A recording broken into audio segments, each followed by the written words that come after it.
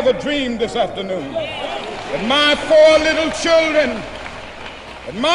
little children will not come up in the same young days that I came up within, but they will be judged on the basis of the content of their character, not the color of their skin. Good evening. This is your host, Wallingford Lee. Welcome to a special edition of the Queen's Grapevine. Tonight in Grapevine, we're going to have the opportunity to take a special look at the black family and the consequences of the black family. We feel it is extremely important to talk about the black family. We want to go back to what the black family looked like in the 50s, the 60s, the 70s, and more importantly, now in this new millennium. We have a new president in office who happens to be a black man, Barack Obama.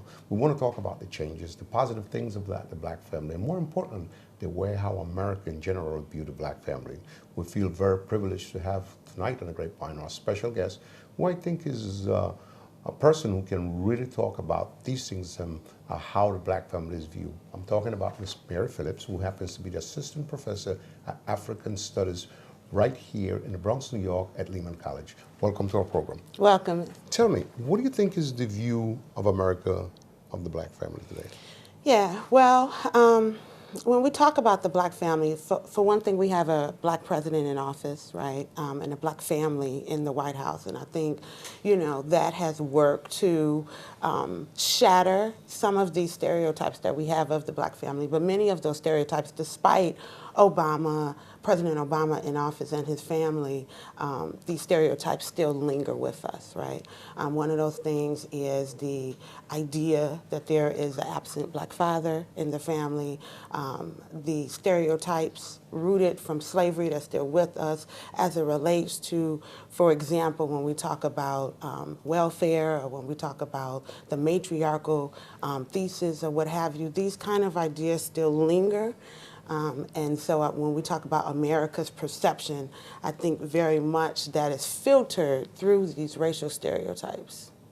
So in other words, their view continued being the same one that they had about the black family in the 60s, so that even though we have a black president who have made somewhat of a difference, do you think that that feeling is still there, that we have not lift up ourselves?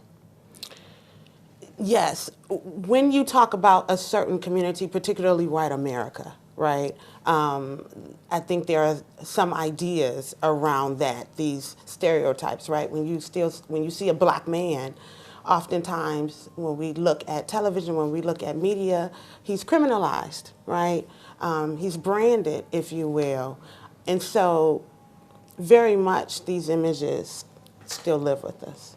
What do you think is the expectation today of the black family in terms as a family and a structure? What do you think is the overall expectation of the black family? I think that's a very difficult question to answer. When we talk about the expectation of the black family, I don't think the expectation of the black family is any different than the expectation of families in any other racial ethnic group, right? And so, I think it's a very difficult question to answer. It depends on who you're talking to. Mm-hmm. And it depends on what ideas, people may have of the African American family. But, I don't think the expectation is any different from any other racial ethnic group. So in other words, the expectation of any logical black family, and rightfully so, is to have an education, to succeed, to move on to bigger, better things and educate their kids like any other family. Right, right. I mean, it's standard across the board. I don't think it's unique, right, to the African American family. How valuable are some of the critique about a lack of fatherhood in the black family? It's a very sensitive issue that I take exception to some of it, the way how some black fathers are portrayed in thinking that a father absent out of the family is something very big, and in some cases it is, but I idolize a strong black woman who have carried family. What is your feeling about these type of sensitive issues? Yeah, well, when we talk about black fatherhood or the lack of black fatherhood, these are the only norms that we hear, right? These are the only ideas that we hear, and they become problematic because they are stereotypes, right? Mm-hmm. there's this notion that the black father is absent, but that is indeed not true, right? There are black men all over the United States that are very much involved in their children's life, that are raising their children, that are with their partners, that are helping to raise their children, and that never gets acknowledged. That is totally minimized, marginalized, and it becomes problematic. There is a new study out that I want to share called The Myth of the Missing Black Father, edited by Roberta Coles and Charles Green. And it's a fascinating new study because it really challenges this idea that black men are not involved in their children's lives, are not involved in their families' lives, right? And it talks a lot and really traces these issues and challenges this idea, right? When you talk about challenges, I'm happy you mentioned this about the name of this book is that myth.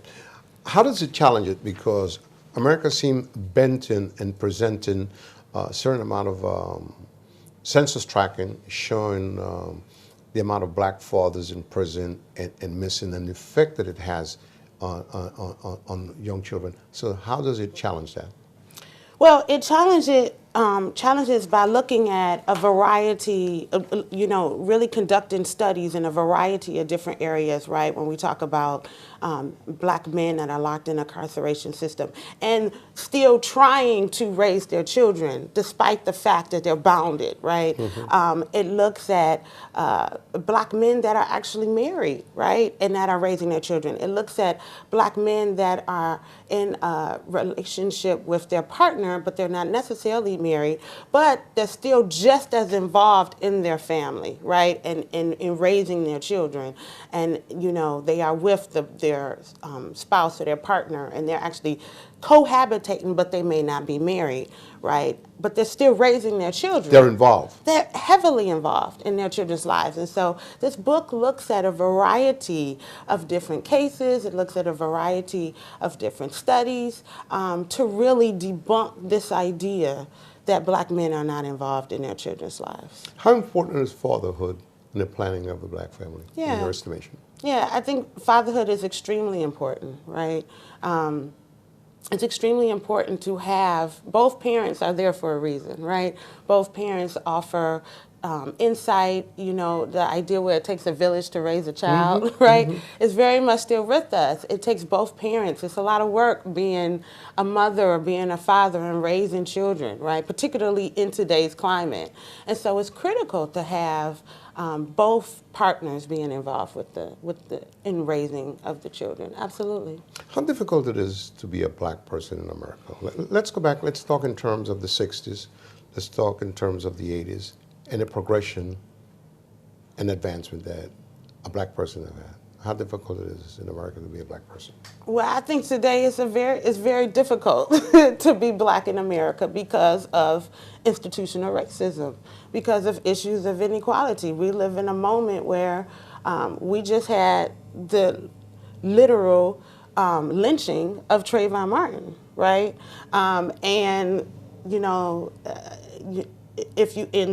George Zimmerman got off, if you will, right?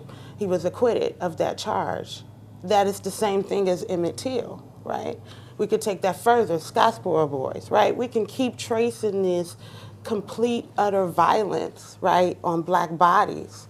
We live in a moment where you have stop and frisk, right? You have police brutality. You have ongoing violence on blacks that's happening on a daily basis, right?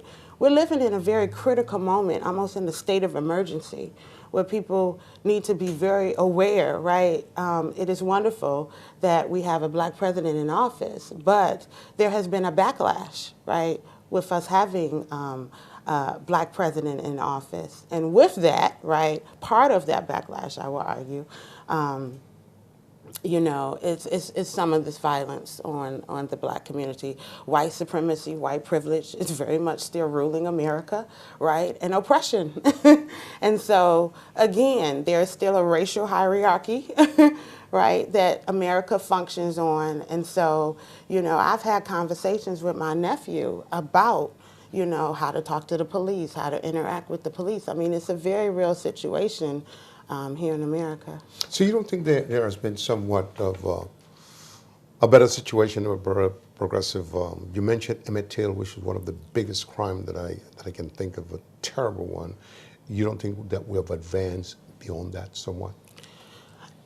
In all true honesty, no, I don't believe that we have advanced.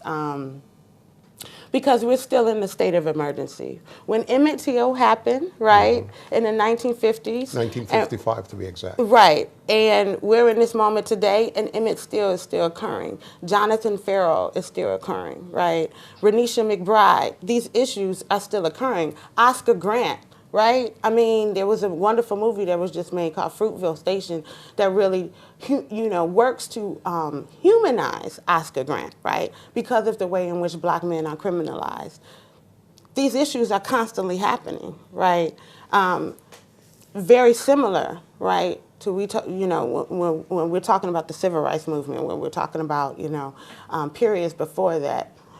When you can, you know, literally point a finger and literally the same things are constantly occurring, it should let you know something.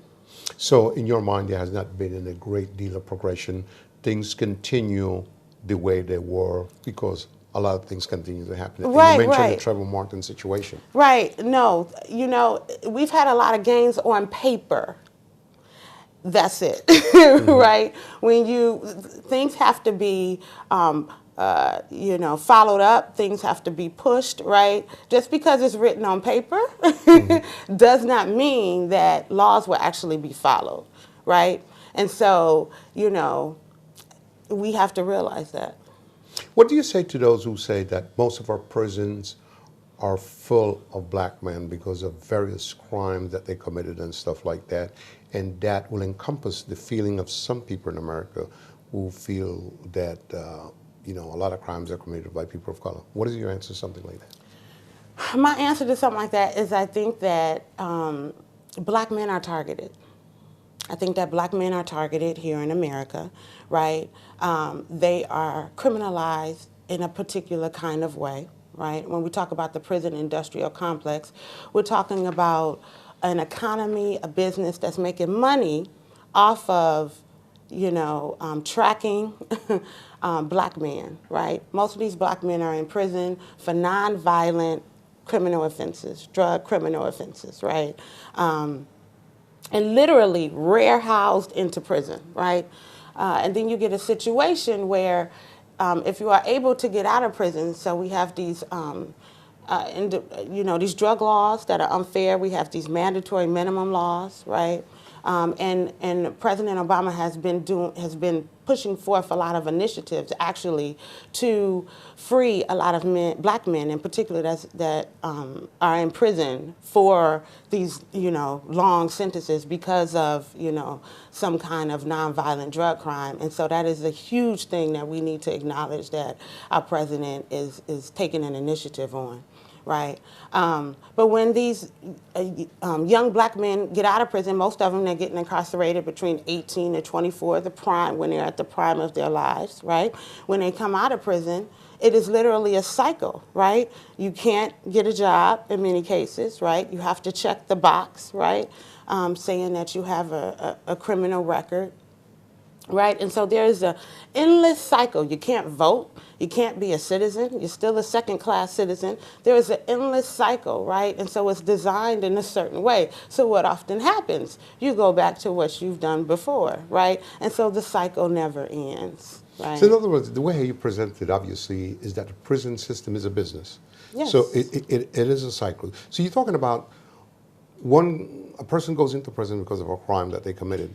Are there any type of preparation for them when they're coming out of prison so that they can have a job and stuff like that? What type of presentation, what type of job skills or training goes on for that person who committed an error, and rightfully so in some cases are in prison, when they come out? Are they ready for society out there? Not necessarily. Right? Not necessarily. There are some programs out there, yes, but not necessarily, right? Are they prepared? And I would say in most cases they are not prepared.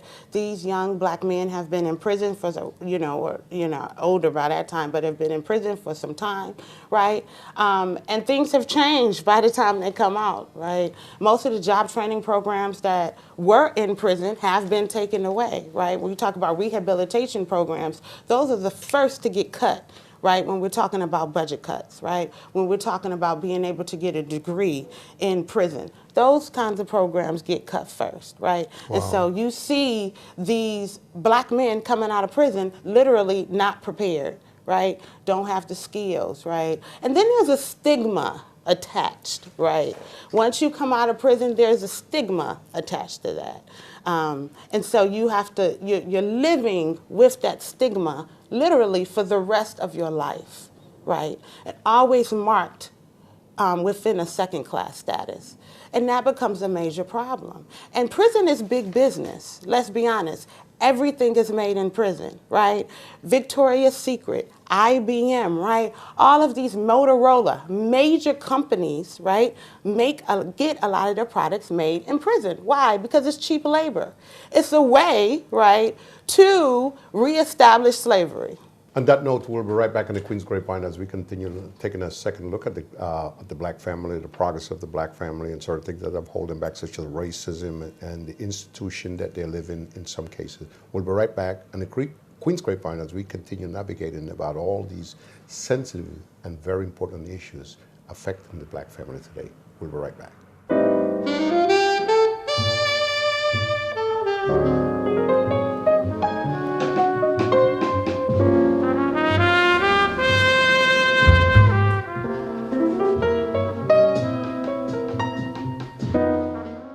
February is Black History Month. But why? Where did Black History Month come from? It began with this man, Carter G. Woodson, a historian and writer.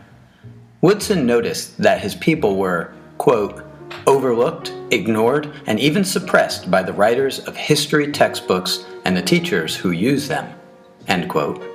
So he started a Black History Week in 1926.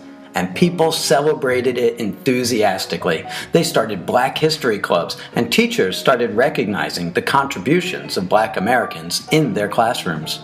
He chose February, by the way, because it held the birthdays of both Abraham Lincoln and Frederick Douglass, two men he believed had done tremendous work for the rights and liberties of African Americans. It took another 50 years, though, for Black History Month to become officially recognized by our government. The president at the time, Gerald Ford, said that we should seize the opportunity to honor the too often neglected accomplishments of Black Americans in every area of endeavor throughout our history. Here's the funny thing, though.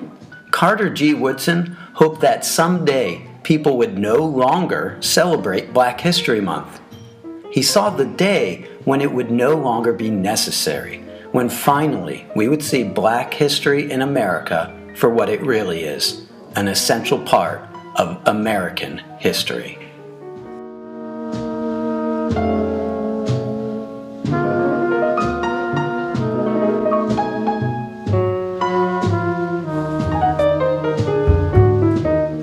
As I mentioned in the first half of the program, we talk a lot about the prison system and, the institution and how people look at the black family. Mary, let's talk about something very important. Today I want to talk about the education of our children. Mm-hmm. Where are we in terms, as a family, in terms of educating our kids? And because I think it's paramount, that it's extremely important that our kids go forward. We understand some of the racist behavior that has happened in the past, but I think today and now in this new millennium, there are better opportunities for our children than that you and I never had, or maybe even our grandparents never had. Where do you see our children going in terms of education? And more importantly, are they cognizant of who Dr. Martin Luther King is? Are they cognizant of Miss Pittman? Are they cognizant of all these people that made a big difference? Are they cognizant of what took place in the South and even part of here in the upper northern side? Mm-hmm. Well, I'll start with some of these civil rights leaders that you've mentioned and some of these historical figures that you've mentioned, right? In particular, when we talk about leaders like Martin Luther King Jr., right? Most people are fed what the media gives you of Martin Luther King Jr., right? It's very much a lot of sound bites, right? Particularly the I Have a Dream speech. There's particular parts of the speeches that is always, right, used on television. But there is another history to Martin Luther King that oftentimes get overlooked, right? Particularly later in Martin Luther King's life, he was much more radical than people make him out to be, right? We talk about the letter from Birmingham jail. We're talking about the fact that he was against the Vietnam War. We talk about in the I Have a Dream speech, he actually talked about reparations, black reparations, particularly in the line when he talks about, we've come here to cash a check. He's talking about reparations that never makes the sound bites on television. It's very interesting, right? And so we're talking about, I mean, even the work that he did with Black Power advocates, right? And really trying to come to grips with this emerging Black Power movement, right, during this particular time, and met with leaders of the Black Power movement. This stuff is never acknowledged, right? Even in many schools, you know, you get the African American section, and it's like a little tiny section, and it's these one-liners or what have you. And so many people don't have the education, right, about these historical figures, right, because of what is filtered through the media, right? And then when we talk about education with the Black family, there is multiple things going on, right? Structural issues that we need to consider in our conversation, right? Where you live has everything to do with education in many places. We're talking about in some areas, there's some schools that's under-resourced, understaffed, right? Don't have the books, don't have the proper resources that they need for quality education, right? And so we're talking about a crisis at large with our educational system that affects everyone, right? And so it's something that needs to be acknowledged as well. I think a very strong answer that you talk about, because one of the things that I wish some of our kids would know is about that great letter that Martin Luther King wrote, Why He Could Not Wait. In the spectrum of his letter, he talked about seeing young girls, mothers and grandmothers dragged like animals and beaten by bull connors. And those was one of the reasons why he could not wait. And you talk about the bounce check to real powerful things that they talk about. And that's why I asked the question whether our children understand the impact of those footprints that were set that kind of give them a certain amount of freedom to have an education and to take advantage of that education. Now you bring up another important part of where they live and stuff like that. When you talk about the structure where they live, are you talking about in terms of the suburbs versus this area? How would you break that down? Yeah, that's exactly what I'm talking about, right? So I'm talking about in every community, in every city, right? You have poor areas, and then you have areas that are a little bit more well off, right? You know, where I'm from in Michigan, there's some areas in Michigan where the high schools look like mini college campuses, right? There's other areas in Detroit, as well as here in the Bronx, where the school looks like a prison, right? That's a problem. How are students supposed to learn in that kind of environment, right? When you have excessive security, where there's, you know, very little space, right, for the children to, you know, play, right, when they're coming out of school, you know, what have you. I mean, all of these kinds of issues, I mean, it's clear, right, that these particular schools are under-resourced, right? And it tells you a lot, right, where resources are allotted, what have you, and so it has everything to do with the kind of education that these students will receive. If we're talking about those type of security, because obviously there are certain schools that are branded as being bad and rough, tough, how do we correct that? Okay, if there are securities in those schools, those watching this program is going to say, because there are a purpose or certain issues that took place. How do we fix these type of structural situations? Well, I'll talk about the behavioral issues when we talk about school. I think this is what you mean with the whole security and what have you. I think the way that we punish, I would say, in the school system is a problem, right? You're talking about black kids who are suspended at higher numbers, right, than kids of any other racial ethnic group, right? So when we're in a world when you have school, when like for example, my nephew getting suspended from school for talking too much or what have you, so he has to miss quality school time because he won't stop talking in school. I think we need to think more progressively of how we correct behavior. And when I say that, there's new work or the work being done around the idea of restorative justice. I'm a huge advocate of restorative justice because it provides a complete alternative way of thinking about justice, right? Right now, right, we have a very real issue of the school to prison pipeline, literally preparing these young children for life in prison. This is the world we live in today, right? Whereas with restorative justice, it corrects these behaviors in a very different way, right? I'll give you an example in just some of the research work that I do. I look at women in the Black Panther Party. And the Black Panther Party had a school called the Oakland Community School that was in existence for some time.